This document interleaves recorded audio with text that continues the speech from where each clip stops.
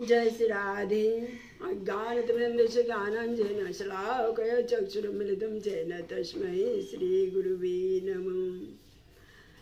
आनन्दलीलामय विग्रहाय मामोदिव्यचुविसुन्दराय तस्मै महाप्रेमरसप्रदाय चैतन्यचन्द्राय नमः।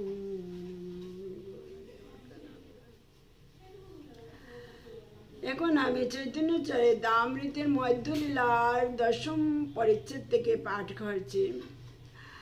আগে যখন প্রভু গিয়েছিলেন দক্ষিণে, তখন রাজা প্রতাপরুদ্র সার্বভৌমকে আহ্বান করে বললেন, আপনার সঙ্গে একটি কথা আছে। সার্বভৌম বললেন, দয়া করে বলুন। আপনার গৃহে একজন পরম তেজময় অপূর্ব গৌড় দেশের সন্ন্যাসী এসেছেন, কৃপা করে তাকে দর্শন করান। সার্বভৌম বললেন, তিনি নির্জনে থাকাই পছন্দ করেন, রাজদর্শন নিশ্চয়ই তিনি করবেন না। যদি বা করেন তিনি দক্ষিণে গেছেন, ফিরে না এলে দর্শন হবেন কি করে? রাজা বললেন, তুমি কেন তাকে যেতে দিলে? এটা তার এক লীলা। তিনি তীর্থ পবিত্র করতে তীর্থ ভ্রমণ করেন, সেই চলে জগৎ জনকে নিস্তার করেন।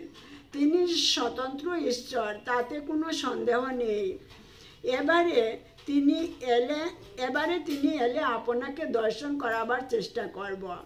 রাজা বললেন, তাকে নির্জন স্থানে রাখার কি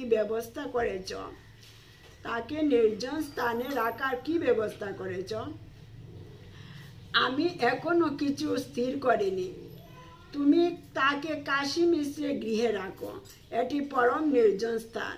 ভট্টাচার্য কাশী মিশ্রকে সব কথা বললেন। কাশী মিশ্র বললেন, আমি বড় ভাগ্যবান, প্রভু আমার গৃহে থাকবেন।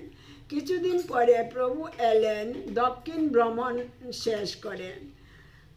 সঙ্গে সঙ্গে গৌড়ীয় উৎকল সব ভক্তবৃন্দ তার সঙ্গে মিলিত হলেন। কাশী মিশ্র তার গড়ে প্রভুকে পেয়ে পরম আনন্দিত। তিনি গৃহসহ নিজ আত্মা প্রভুকে সমর্পণ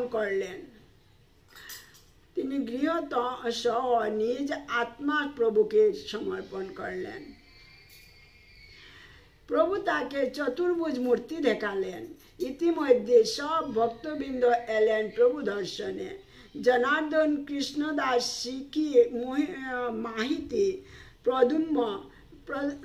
প্রদ্যুম্ন মিশ্র, জগন্নাথ মহাসুয়ার, মুরারি মাহেতি, চন্দনেশ্বর, সিংহেশ্বর, মুরারি ব্রাহ্মণ, বিষ্ণুদাস, পরমানন্দ মহাপাত্র ইত্যাদি সকলে মিলিত হলেন।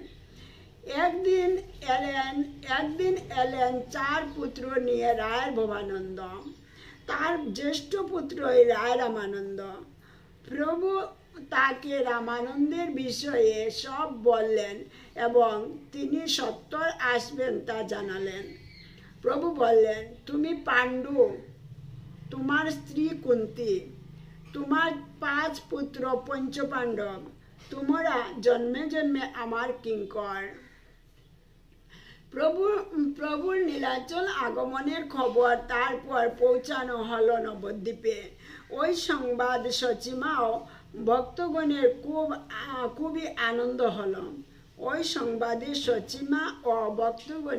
খুবই আনন্দ হলো। কালা কৃষ্ণদাস এই কাজের জন্য নবদ্বীপে প্রেরিত হয়েছিলেন। এদিকে গৌড়ীয় ভক্তগণ চললেন প্রভুকে দেখতে নীলাচলে। তাদের সঙ্গে পরে প্রভুর মিলন হলো। পরমানন্দ পুরীও এসেছিলেন নীলাচলে। প্রভুর সঙ্গে তার মিলন হলো। স্বরূপ দামোদরের সঙ্গেও প্রভুর মিলন হলো। তারপর ঈশ্বরপুরী বৃত্ত গোবিন্দ এলেন প্রভুর কাছে। প্রভুর সঙ্গে তার মিলন হলো। ব্রহ্মানন্দ ভারতীর সঙ্গেও ব্রহ্মানন্দ ভারতীর সঙ্গে প্রভুর মিলন হলো। এইভাবে সারা নীলাচল জুড়ে বয়ে চলল আনন্দ ও প্রবল কৃষ্ণ ভক্তির বন্যা। জয় শ্রী রাধে। হরে কৃষ্ণ কৃষ্ণ কৃষ্ণ হরে হরে, হরে রাম রাম রাম হরে হরে। নিতাই গৌর রাধে শ্যাম।